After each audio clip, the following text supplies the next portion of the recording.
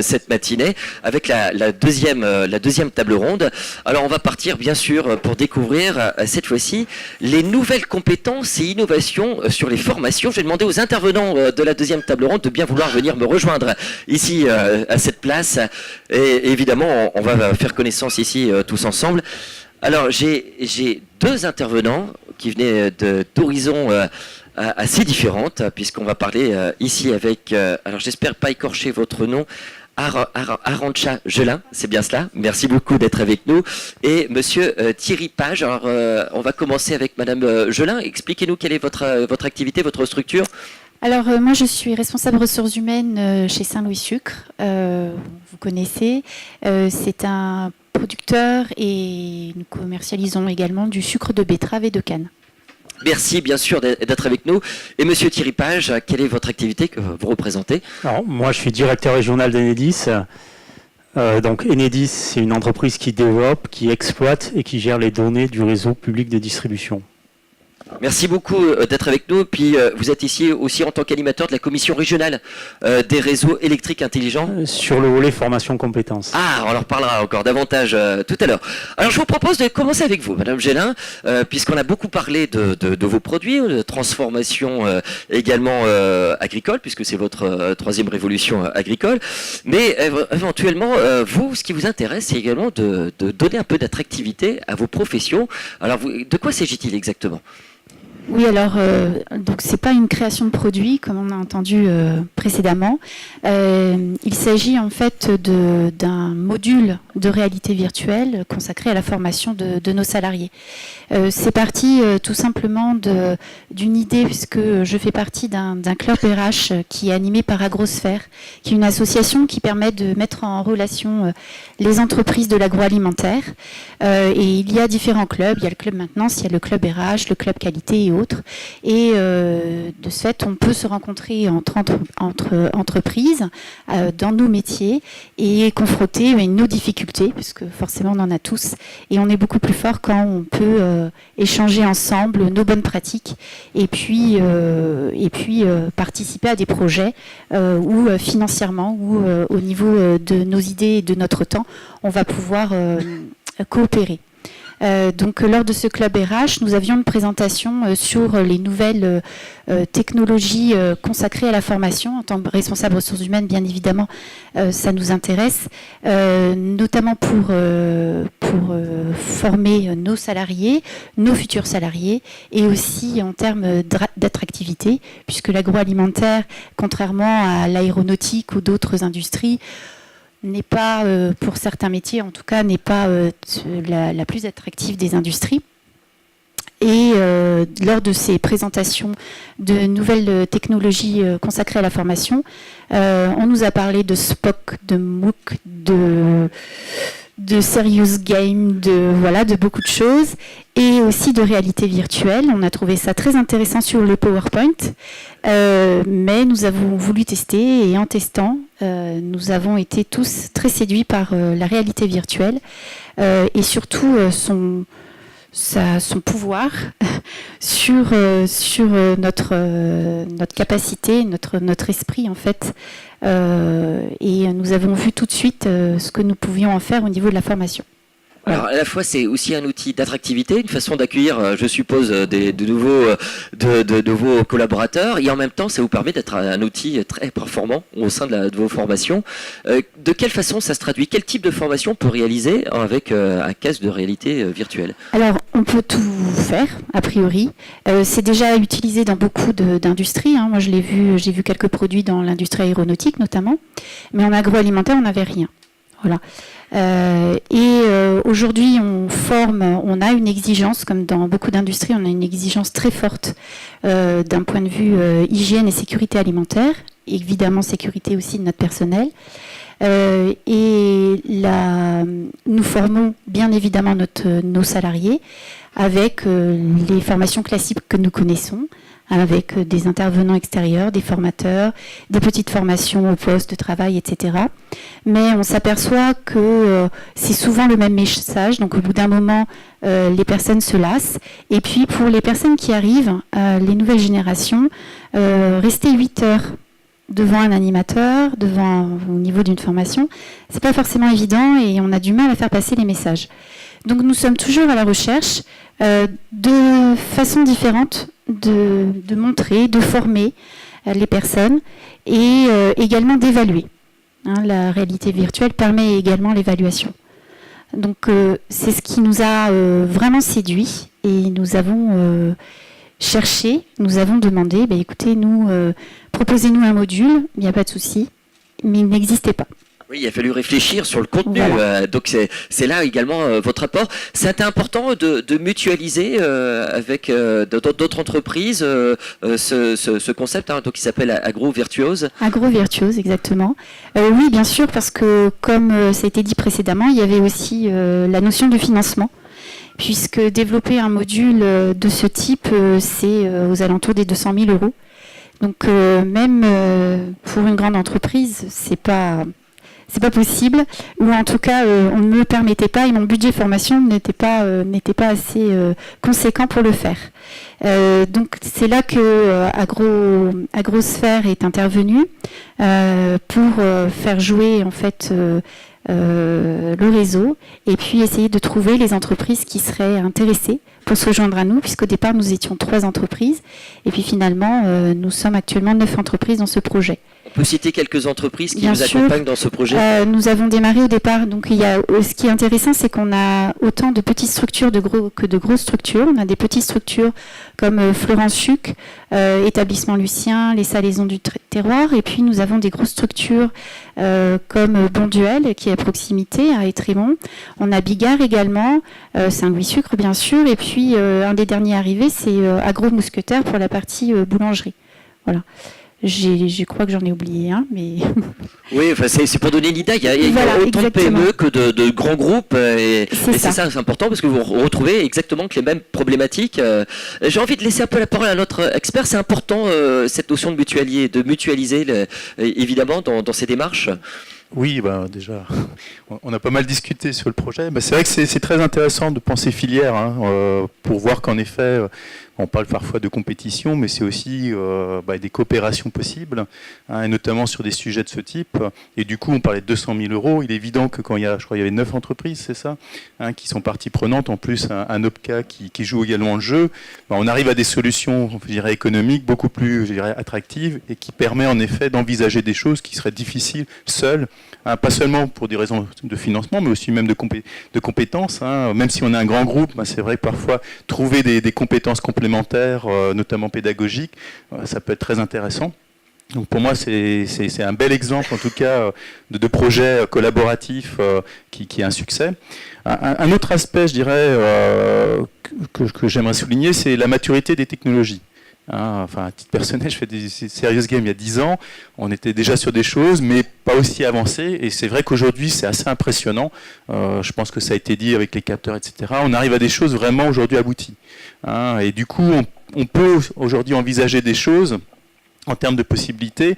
Après, et ça a été dit, on parlait de pivot, mais ça demande en effet de confronter et systématiquement avec les bénéficiaires finaux pour s'assurer en effet de la pertinence, d'adapter, de repenser, de réfléchir jusqu'au moment d'arriver réellement à une solution aboutie. Et c'est vrai que ça prend du temps, ça. Mais en revanche, c'est vrai qu'aujourd'hui, les technos, elles sont là. Il faut s'en emparer et je trouve ça très très très intéressant de voir qu'un groupe comme Saint-Louis, aujourd'hui, je dirais que c'est presque naturel en effet de se dire oui, il y a des possibilités et c'est aussi pour nous et aussi voir des PME qui y vont, mais parce qu'il y a une mutualisation possible et qu'on partage en effet des bonnes pratiques. Alors un dernier point, et c'est aussi un point je pense important, c'est la plus-value de ces technos.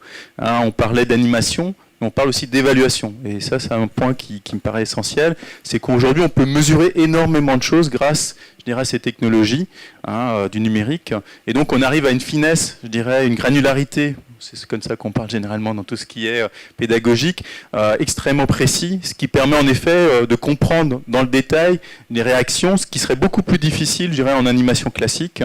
Alors il ne s'agit pas forcément de tout faire en numérique non plus, on en avait discuté ensemble.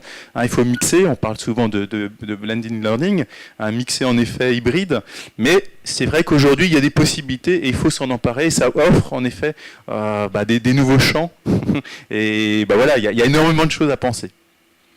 Et justement, on a beaucoup parlé de la mutualisation avec ces entreprises, mais on vient de parler de l'OPCA aussi. Comment ça s'est déroulé? Vous avez un OPCA, bien sûr, pour votre filière, OPCA Lib. Comment vous avez travaillé en collaboration? Est-ce qu'ils ont participé évidemment à ce projet? Est-ce que vous avez travaillé avec des organismes également pour réaliser votre contenu? Oui. Alors, nous sommes réunis très régulièrement, 1 à 2 fois par mois, pour élaborer le projet et puis pour définir en fait notre cahier des charges. Effectivement, l'OPCA-LIM est intervenu en tant que partenaire notamment financier, mais également pour rechercher avec nous, il nous proposait un prestataire.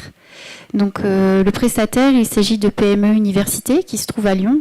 A priori dans les Hauts-de-France, il n'y avait pas les personnes qui pouvaient répondre à ce besoin. Et PME Université a joué plutôt l'interlocuteur, le pédagogue de la formation, et puis avec un autre partenaire qui est le développeur, qui est Evaveo.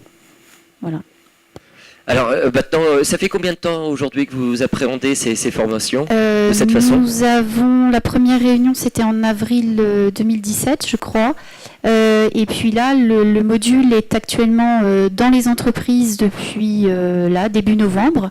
Donc c'est une première version. Les personnes ont été formées. Nous avons déjà des formateurs. Nous sommes en train de le tester, de vérifier que nous appréhendons bien parce que c'est extrêmement difficile. L'avantage, c'est que les formateurs, ce sont des gens de l'entreprise. Donc ça va nous permettre de très facilement en fait former notre personnel, puisque on va les détacher des lignes ou des ateliers de production pendant 1/4 d'heure, 20 minutes, pas plus. Donc c'est beaucoup plus pratique à organiser que une formation d'une demi-journée ou d'une journée complète. Et puis ce sont des formateurs internes, donc c'est quelque chose de beaucoup plus finalement marqué entreprise. Et ces personnes-là actuellement sont formées à l'utilisation parce que c'est un outil qu'on ne connaissait pas du tout. C'est pas du tout un PowerPoint. Ça n'a rien à voir. Et là, on est en train de le tester. Et ensuite, on démarrera nos formations, les formations de nos salariés à partir de janvier-février. Vis-à-vis des formateurs, vous avez déjà un premier bilan sur leur ressenti par rapport à cet outil? C'est trop cool. C'est trop cool. C'est bien. Si c'est trop cool, c'est parfait. Avez-vous, j'ai vu qu'il y avait beaucoup d'organismes de formation qui étaient avec nous. Avez-vous peut-être, ça vous touche? Est-ce que c'est un outil que vous pouvez appliquer éventuellement à votre propre filière? Si vous avez des questions sur cette application, n'hésitez pas. Alors si c'est trop cool, c'est bien aussi. Vous pouvez donc applaudir, bien sûr, cette initiative incroyable, cette démonstration d'application. Parce que là, on l'a dit, la grande richesse, c'est de l'appliquer à votre filière, d'avoir su saisir cette opportunité technologique pour mettre en avant votre filière et à quel point on voit déjà c'est efficace déjà pour vos formateurs. Alors à côté de vous, on a parlé beaucoup justement de compétences et là vous êtes particulièrement intéressé à ce sujet. Bienvenue à Monsieur Thierry Page. Alors je rappelais, vous êtes directeur régional Nord-Pas-de-Calais Hauts-de-France de Enedis et vous êtes animateur de la commission régionale des réseaux électriques intelligents. Alors quand on pense à Enedis, on a une image assez administrative. En fait, Enedis, on a du mal à imaginer. Expliquez-nous comment se porte un peu dans cette image de transition écologique. Comment se porte Enedis par rapport à ça? Ok. Alors déjà, Enedis, c'est une entreprise qui est issue d'EDF. Elle a été filialisée en 2008. Donc elle s'occupe d'exploitation, de développement des réseaux de distribution, de la gestion des données qui y sont afférentes, et elle est indépendante des fournisseurs. Alors si je fais une histoire en accéléré d'Enedis, en tout cas de la distribution d'électricité en France, je vais passer sur la période, je dirais 46 jusqu'aux années 2000. Ce qu'on a commencé à percevoir dans les années 2000, et moi-même j'étais aux États-Unis entre 96 et 2000, et j'ai pas mal eu l'occasion de travailler, je dirais, avec des distributeurs américains, avec le département de l'énergie américain, on s'apercevait que les énergies renouvelables allaient arriver, et que c'était une tendance sociétale de fond qui allait déboucher en Europe. Et là, on s'est questionné finalement sur le devenir de notre réseau, sur le business model. Initialement, l'électron, il partait de la centrale de production, il était acheminé juste chez le client final. Avec les énergies renouvelables, c'est pas du tout la même chose, puisque le réseau devient bidirectionnel. Et donc, dans les années 2000, on a réfléchi à comment on pouvait faire pour intégrer ces énergies renouvelables. Au début, y compris à l'interne, on n'y croyait pas beaucoup.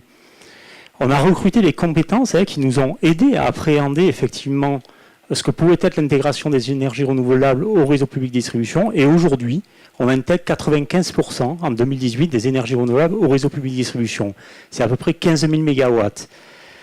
Dans les années 2010-2013, on a vu se développer un concept d'autoconsommation. Il y avait une volonté de rapprocher les lieux de production et les lieux de consommation. Ça a commencé par l'agriculture. Et nous, on s'est dit finalement, cette tendance sociétale de fond qu'on observe, je dirais, sur l'agriculture, sans aucun doute, elle va déboucher également dans le domaine de l'énergie. Pareil, en interne, et moi-même, quand j'ai eu l'occasion d'en discuter avec certains dirigeants, on disait à quelle vitesse ça va débouler, mais il y en a qui n'y croyaient pas. Et à partir de 2013, on a commencé à développer l'autoconsommation individuelle. En fin d'année 2018, il y aura 20 000 autoconsommateurs individuels sur le réseau public de distribution. Si je fais un peu de prospective, en 2030, il y aura sans aucun doute 4 millions d'autoconsommateurs qui seront intégrés au réseau public de distribution. Et derrière, ce qu'on a observé également, cette volonté de rapprocher les lieux de production-consommation, quelque part, ce qu'on a observé, c'est certains clients qui voulaient la développer à la maille d'un quartier, à la maille d'une ville, etc. Et là aussi, ça nous a conduit à pas mal de réflexions pour comment faire en sorte de mutualiser production-consommation entre des consommateurs et des producteurs à une maille très locale. En 2018, aujourd'hui, sur la région Hauts-de-France, on a une quinzaine de projets d'autoconsommation collective. Le plus gros projet en France qui est conduit aujourd'hui, c'est sur le Pas-de-Calais, avec Pas-de-Calais Habitat. C'est à la maille de leur parc de logements, de 40 000 logements. Et à terme, il y aura 40 000 logements qui seront connectés entre eux en autoconsommation collective. Donc avec une mutualisation production-consommation. Alors bien sûr, tout à l'heure, je voyais au départ tout ce qui tournait autour de la robotique, autour de l'intelligence artificielle. Nous, dès les années 2000, on a commencé à intégrer énormément l'intelligence artificielle dans nos process. Ça s'est fortement développé. Et aujourd'hui, quand je suis rentré, moi, il y a 20 ans dans l'entreprise, on conduisait le réseau avec des valises. C'était des commutations, je dirais, très, très sommaires. Aujourd'hui, on a des centres de conduite régionaux qui font référence dans le monde entier. Et j'ai eu l'occasion d'ailleurs, au cours de cette dernière année, pour vous donner quelques ordres de grandeur, de recevoir des délégations américaines, chinoises, indiennes, et on est en train de créer du business également avec l'Inde, des trucs très concrets. Et à côté de ça, ce qu'on s'aperçoit, c'est que de plus en plus, le réseau électrique distribution, il n'existe pas sans couche wireless, télécom, et sans couche d'IoT. Et donc, on est en train de développer l'IoT, qui est une couche qui est superposée sur notre réseau public de distribution. Et donc là, on travaille pareil, avec les protocoles LoRa, avec Sigfox. Donc ça nous conduit à nous ouvrir sur de nouvelles technologies. Ce qui est tout à fait intéressant, c'est qu'à partir de 2015, on s'est aperçu que pour être plus agile, il fallait développer des synergies en lien avec les startups.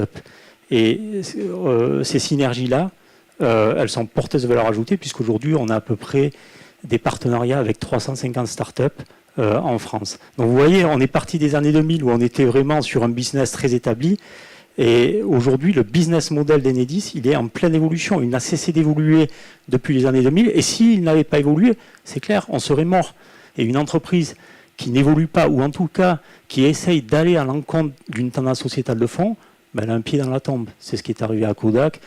Et c'est ce qu'on ne souhaite pas, en tout cas, qu'il nous arrive. Alors forcément, quand je vous ai posé la question, c'était un peu taquin de ma part, évidemment.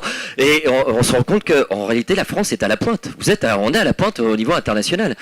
Alors, la France est à la pointe. Et aujourd'hui, d'ailleurs, on a fait un benchmark au niveau mondial. Alors, c'était intéressant parce que j'avais eu l'occasion d'aller aux États-Unis en 2012, en 2013, j'y suis retourné.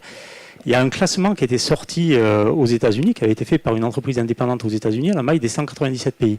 Et il se trouve que tout ce qui tournait autour de la distribution d'énergie positionnait la France au premier rang mondial.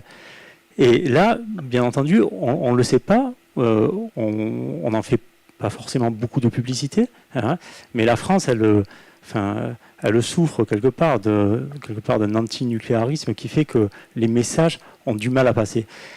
Alors, ce qui est intéressant, c'est que dans ce classement mondial, aujourd'hui, la majorité des grands pays qui sont en phase d'industrialisation et de développement de l'intelligence artificielle sur leur réseau public de distribution, viennent en France nous voir. Et ce qu'on a pu discuter, notamment avec des patrons de grands équipementiers, c'est la difficulté en France à créer une véritable filière France qui partent à la conquête de l'international. On en discutait avec la directrice générale de Schneider, la Christelle Edman, il n'y a pas longtemps. Aujourd'hui, ce qu'on est en train de déployer, le compteur Linky, c'est 100% made in France. C'est fait avec des équipementiers français, Cahors, Schneider, etc. On pourrait partir, je dirais, à la conquête du monde. J'ai discuté avec un développeur à San Diego, là, un papy, enfin quelqu'un qui avait 73 ans, mais qui était patron du développement en gros d'une grosse boîte. Il me disait, mais vous avez tous les atouts pour partir à la conquête de l'international, créer des marges de croissance à l'international.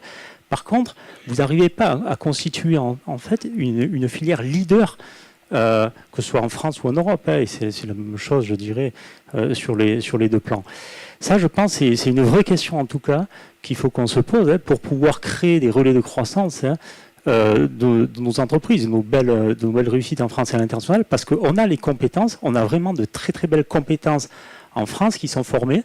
Il n'y a que nous qui ne le voyons pas. Par contre, les États-Unis, elles s'en servent. Il y a énormément de talents français qui sont formés dans nos écoles, qui s'en vont aux États-Unis, qui trustent tout un tas de services. Aujourd'hui, chez les GAFA, et également, c'est ce qu'on observe dans les pays asiatiques. Donc, on a énormément d'atouts maintenant. Il faut savoir les utiliser et savoir, en tout cas, en faire des leviers pour créer des marges de croissance, enfin des relais de croissance, en tout cas, pour nos industries en France, à l'international. Alors c'est un peu la richesse de votre intervention, c'est qu'on a deux interventions clés en une. La première, c'est déjà, vous êtes une entreprise incroyable puisque on parle de troisième révolution industrielle et vraiment votre logique de rapprocher cette énergie au plus proche des habitations, de cette logique de développement durable, ça fait partie des 5 piliers de Rifkin qui est à l'origine de la TRI, donc vous êtes vraiment au cœur de ça. Et après, on va parler justement de cette recherche de compétences. Avant cela, je vais laisser un peu la parole à notre expert. Et quand on parle du contexte du marché justement que représente Enedis, ça évoque quoi pour vous ce contexte? Déjà, merci M. Pagès pour l'entretien qu'on a eu ensemble qui était vraiment passionnant. Et je suis vraiment, j'étais flatté de pouvoir échanger parce que on voit qu'une entreprise qu'on soupçonnerait en effet plutôt administrative, depuis les années 2000, donc bien avant, je dirais qu'aujourd'hui ça soit à la mode, avait pris en effet le pli et le train en marche. Alors pour répondre en effet à la question, la première chose en effet, je dirais, les compétences, les parties prenantes, on voit que même une grande entreprise avec plus de 30 000 personnes, c'est pas forcément tout faire tout seul. On parlait de 300 startups, mais c'est vraiment intéressant de voir que il faut en effet, je dirais, mixer les compétences et aussi se confronter et pas rester entre soi. C'est souvent le danger, notamment quand on a un grand groupe, je dirais d'un moment de pas forcément s'ouvrir sur son écosystème. On parle d'open innovation de plus en plus, mais en effet de confronter, puis d'envisager du coup des possibles. Un mot qui a été pour moi très très important, que vous avez dit plusieurs fois, c'est les convictions.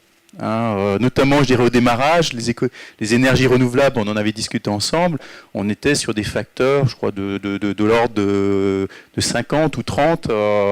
Donc le rapport entre l'électricité par nucléaire et les énergies renouvelables était absolument pas compétitif. Et c'est vrai que les courbes d'expérience, notamment le Boston Consulting Group, avait travaillé là-dessus. On sait que plus on développe et plus on arrive sur des volumes, plus on arrive à baisser les coûts et donc baisser les prix. Et donc, c'est en effet ce qui s'est passé. Et on voit notamment sur tout ce qui est aujourd'hui, notamment solaire, on est sur des prix extrêmement compétitifs. Donc, je dirais et là aussi, on le voit avec les chiffres que vous avez donnés tout à l'heure, 4 millions de personnes à horizon 2030. C'est incroyable, quoi. Qui l'aurait soupçonné il y a encore 10 ans, mais ça va très très vite finalement. 2030, c'est demain, quoi. C'est dans une dizaine d'années. Et 4 millions de personnes, quand on réfléchit à la taille de la France, à peu près 65 millions d'habitants, on est presque à 10%, allez, 8, 7, 8%, c'est considérable. Donc il y a beaucoup de de choses qui changent très très vite, c'est des environnements qui évoluent très très rapidement. Et vous avez raison, si à un moment on ne va pas dans ce sens-là, si on ne s'intègre pas dans ces nouvelles logiques, quelque part on est juste dépassé. Et c'est probablement, je dirais, ce qui fait aussi, on parlait des GAFA, mais ils ont su en effet à un moment identifier ces tendances et prendre en effet le train. Après, on sait que c'est du travail, il faut tous les jours revenir à la tâche pour arriver à une solution adaptée disponible. Mais quand on y arrive, je dirais le succès est au rendez-vous. Alors vous avez parlé de cette nécessité pour préparer justement l'avenir de déterminer des compétences élémentaires qui vous permettent justement d'être prêt également, de préparer l'avenir. Alors du coup vous êtes parti totalement dans une démarche innovante à la recherche de ces compétences. Expliquez-nous quelle est cette innovation. Ouais, alors la question des compétences, on se l'est posée à l'interne. C'est déjà depuis les années 2000, on est en processus perpétuel d'adaptation de nos compétences, de manière à pouvoir relever les défis qui nous attendent. Cette réflexion qu'on a conduite à l'interne, en fait, j'ai souhaité la dupliquer en intégrant finalement les orientations qui étaient prises à la maille de la région Hauts-de-France en termes de politique régionale énergétique.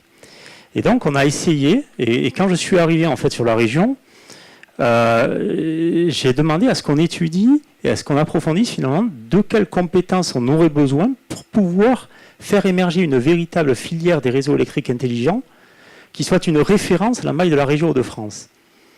Et donc là, on s'est posé plusieurs questions. On s'est dit, mais finalement, on parle beaucoup de réseaux électriques intelligents, mais qu'est-ce qu'il y a derrière ce concept des réseaux électriques intelligents? Parce qu'en soi, c'est qu'un concept.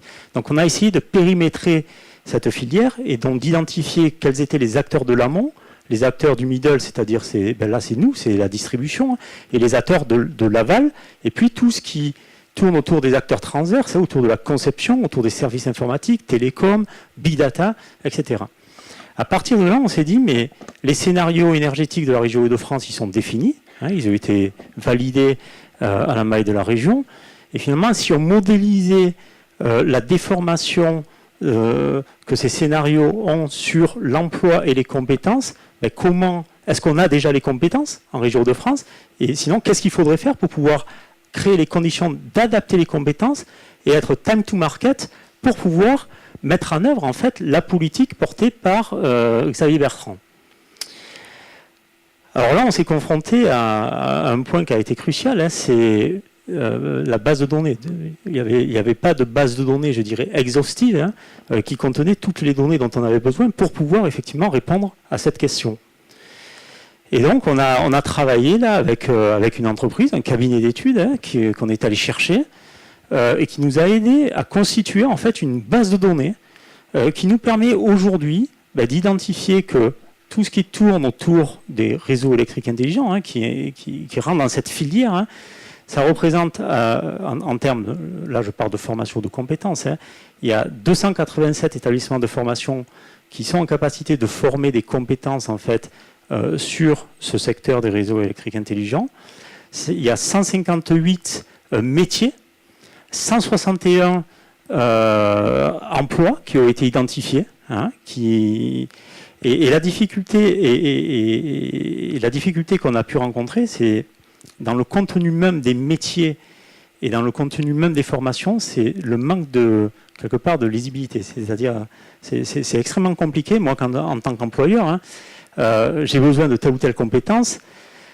C'est très très difficile de faire matcher, en tout cas très rapidement, la compétence dont j'ai besoin avec les formations. Il faut que j'aille gratter, en tout cas mes services, ressources humaines, qu'ils aillent gratter dans le contenu de telle ou telle formation pour que je m'assure de l'adéquation finalement de la formation avec les compétences que je recherche. Et donc on a essayé de décomposer les métiers en compétences élémentaires. Et donc on est arrivé à identifier 809 compétences élémentaires.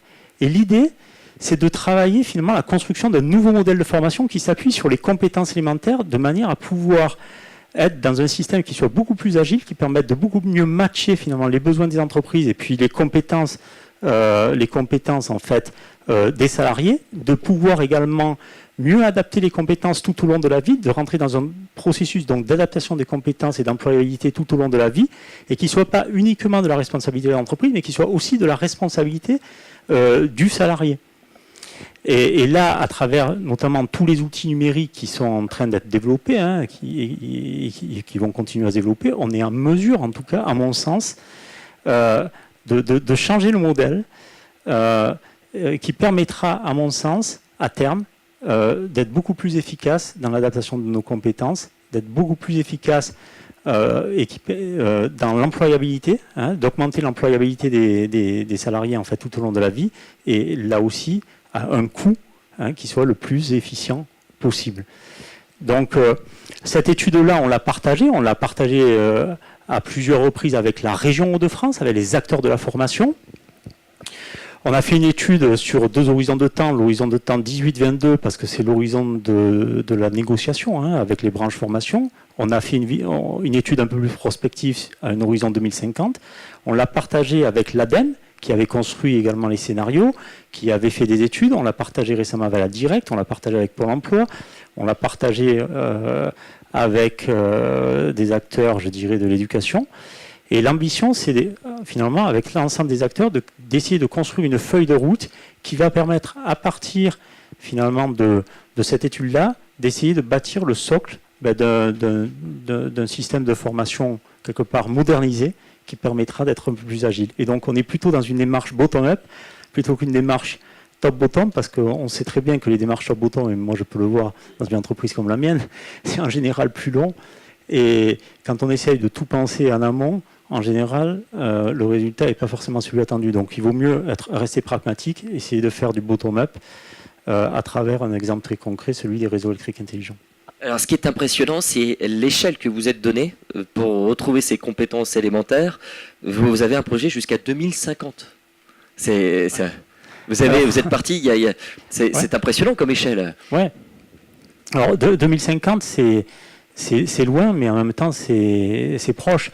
On sait très bien, moi je suis incapable de penser ce que sera le monde de l'énergie en 2050. Ce que je sais par contre, c'est qu'il y a des tendances sociétales de fond. Ce que je sais également, c'est qu'aujourd'hui on a une transition énergétique qui est mondiale, c'est pas qu'une transition énergétique française, et qu'à terme on va sur un mix beaucoup plus équilibré. Et on voit François de Rugy et Emmanuel Macron, là, ils doivent annoncer aujourd'hui les termes de la programmation pluriannuelle énergétique. Ce qu'il y a de certain, c'est que demain, le mix sera beaucoup plus équilibré. On parle de réduire la part du nucléaire à 50%, on parle de monter la part des énergies renouvelables, donc éolien, solaire, photovoltaïque, biomasse, de la montée de 17% actuellement à 40%. Ça ne va pas se faire par une opération du Saint-Esprit, ça va nécessiter des compétences, ça va nécessiter également de notre côté d'accélérer, parce que ce n'est pas évident, quand on va nous demander d'intégrer 23% supplémentaires de NR au réseau, c'est quelque chose qui n'est pas évident. Ce qu'il y a de certain, et nous on en a la conviction et on l'a partagé, je dirais, avec les acteurs de l'énergie, que ce soit en Inde récemment, là au Smart Grid India Forum, ou en Chine, également aux États-Unis. Ce qu'il y a de certain, c'est que le réseau devient de plus en plus au cœur finalement de cette transition énergétique.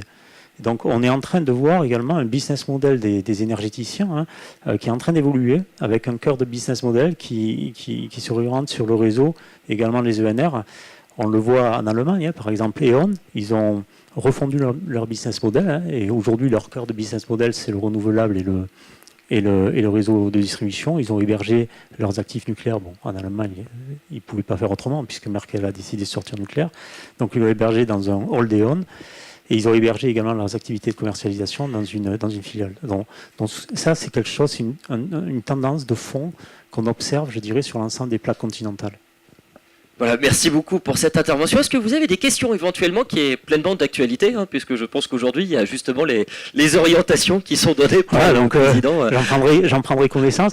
Et juste pour revenir sur les passerelles avec les startups, moi je crois beaucoup aux connexions qu'il peut y avoir entre le monde des grandes entreprises et des startups. Et pour avoir contribué justement à faire émerger quelques startups, on en a porté une de la région de France l'année dernière qui a gagné le concours 10 000 startups pour changer le monde, c'est XP-Digit, où Belawan, le patron, il est originaire d'ici, donc c'est une startup locale qu'on avait conduit au CES de Las Vegas. Peut-être il est là d'ailleurs. Je ne sais pas s'il est là, non, mais mais on l'avait mis en relation enfin, avec le marché américain. Quand j'étais en Nouvelle-Aquitaine, on avait mis des startups en relation avec le marché américain, avec des fonds d'amorçage, et ils sont en train de se développer aux États-Unis. Donc moi, je crois beaucoup que les startups peuvent nous apporter sincèrement une autre façon de voir les choses, nous percuter également, et donc nous accélérer, mais également nous, à travers les synergies, je dirais, qu'on peut créer, on peut également ouvrir le champ des possibles pour les startups. Et ça, je pense, c'est des synergies qu'il faut construire, qu'il faut consolider. Vous aviez une question. Allez-y, on va venir vers vous. Dites-nous tout. Donc, bonjour. Bonjour. Donc, Mme Brûlé d'Abinov, peut-être future production d'énergie. Donc, je voulais savoir dans quelle mesure ces 350 startups, est-ce qu'elles sont encore autonomes? Alors, ça, c'est une bonne question. C'est une bonne question, oui, effectivement. Alors, il y a deux questions. Est-ce qu'elles existent encore? Bon. Alors, je précise qu'il faut... Est-ce qu'elles sont autonomes? Rapidement, hein. Alors, l'ambition d'Enedis, et ça, c'est d'ailleurs une question qu'on souvent nous pose, c'est pas de prendre des participations dans les startups. Ça, c'est un point majeur. Si on veut créer une relation de confiance avec les startups, c'est pas de dire, écoutez, je m'intéresse à vous, j'injecte, alors on a injecté jusqu'à 20 000, 50 000 euros dans les prix, hein, et ce soir je suis à l'Hôtel de Ville à Paris pour une remise de prix d'ailleurs à différentes startups là. Notre idée, c'est pas de prendre des participations. Donc ça, c'est très clair. L'idée, c'est plutôt de leur ouvrir notre carnet d'adresses, bien entendu, qu'elles nous apportent. Si on investit, si on est capable de mettre 20 000 euros ou 50 000 euros sur une start-up, c'est parce qu'également, elle développe des solutions qui peuvent nous intéresser. Mais l'idée, c'est pas de rentrer au capital. Du moins, aujourd'hui et depuis 2015, on n'a pas pris des participations dans les start-up qu'on a aidées. Ça répond à votre question, je suppose. Voilà. Ben, je vous propose d'applaudir évidemment cette démonstration incroyable, aussi bien dans ce qui était le thème de cette table ronde, dans cette recherche de nouvelles compétences, mais également sur cet exemple parfait d'adaptabilité, la notion de la tri. Merci beaucoup à nos intervenants de cette deuxième table ronde. Je vous invite à regagner votre place.